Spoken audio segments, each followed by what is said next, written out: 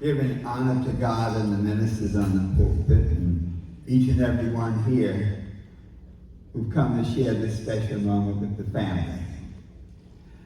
You know, I keep hearing General Joseph Alfred McNeil. I didn't know that was his middle name. You see, I actually went to Williston with JoJo, as we called one another. He was JoJo and I was Baby Harris. That's all it ever was.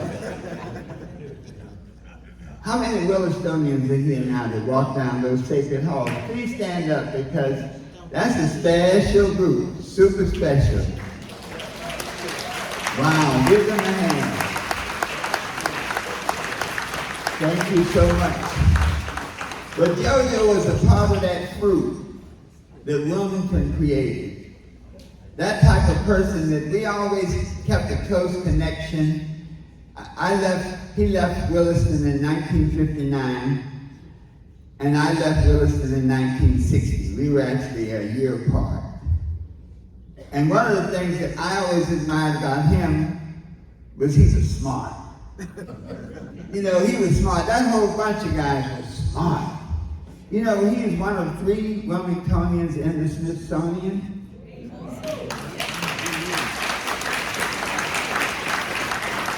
I don't know that there are too many towns like that that can say there are 3 of us, 3 of our people are in the Smithsonian. But because of Joe, so much has happened. He has united so many people all over the world, all over the country. I've interviewed him on podcasts, and we've had some of that talk. You know, many times when people do great things, you always want to know what was going on behind the scenes. What were you thinking? I remember he said, you know, I said, did you plan to sit in? He said, yeah, we got there, we had it all planned. And at the end of that first day, they actually closed the store. So he's like, y'all gotta get out of here. And as they were leaving, he said, a photographer from the Associated Press said, well, are you all coming back tomorrow? He said, they actually hadn't thought about that part. He said, they were just so, you know, hyped up on, we're gonna do it. But automatically they responded, yes, we will come back. And from that point, it went on from the 4 to 16 to 64 to 1,000, to sit-ins in over 59 cities, and then the Freedom Riders. And what that did for the world was let them know the young people were aware. The young people were ready to step up and move on to get it done. And that was the kind of people that Williston created. And I have to say, Joe McNeil is at the top of the barrel. You know, the president of, the only black president of MIT graduated from Williston. I mean, I could go on and on. But for this event, I wanted to write a piece that was a tribute to my friend.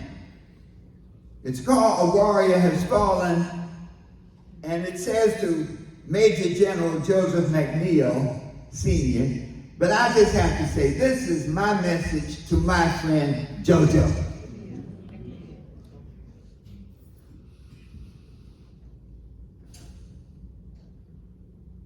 A warrior has fallen. Let us honor him.